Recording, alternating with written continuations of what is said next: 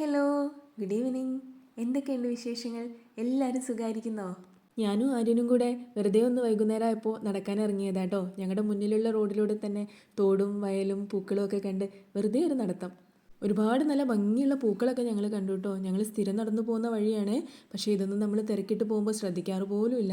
ഈ പൂക്കളൊക്കെ കണ്ട് ഞങ്ങൾക്ക് ഭയങ്കര ഇഷ്ടമായി കേട്ടോ. പിന്നെ ഇത് താറാപ്പൂവാട്ടോ. നമ്മൾ ചെറുതാകുമ്പോൾ ഒക്കെ വെള്ളത്തിലിട്ട് ഒഴുക്കി കളിക്കുന്ന താറാവിനെ പോലെയുള്ള പൂവുണ്ടല്ലോ, നിങ്ങൾ കണ്ടിട്ടുണ്ടോ? അപ്പോൾ അത് ആര്യ തോട്ടിൽ ഇട്ട് ഒഴുക്കിയതാട്ടോ. പക്ഷേ അത് വീഡിയോ എടുക്കുമ്പോഴേക്കും അത് എവിടെയോ എത്തി, പെട്ടെന്ന് ഒഴുകി പോകുമല്ലോ. നല്ല ഒഴുക്കുള്ള വെള്ളം ആയതുകൊണ്ട് അതെങ്ങനെ വേഗം ഒഴുകിപ്പോയി. വീഡിയോ ഒരു നല്ല രീതിയിൽ എടുക്കാൻ പറ്റിയില്ല. അതുകൊണ്ട് തന്നെ ഞങ്ങൾ വീട്ടിൽ കൊണ്ടുവന്നത് പാനയിലിട്ടു. പക്ഷേ അതിൽ ഒഴുക്കില്ലാത്തതുകൊണ്ട് ഒട്ടും ഭംഗിയില്ലായിരുന്നു അതിലിട്ടപ്പോൾ കാണാൻ. അങ്ങനെ പിന്നെ നമ്മുടെ സ്ഥിരം പരിപാടിയായ ചെടി നനയ്ക്കലിലേക്ക് എത്തിയിട്ടോ.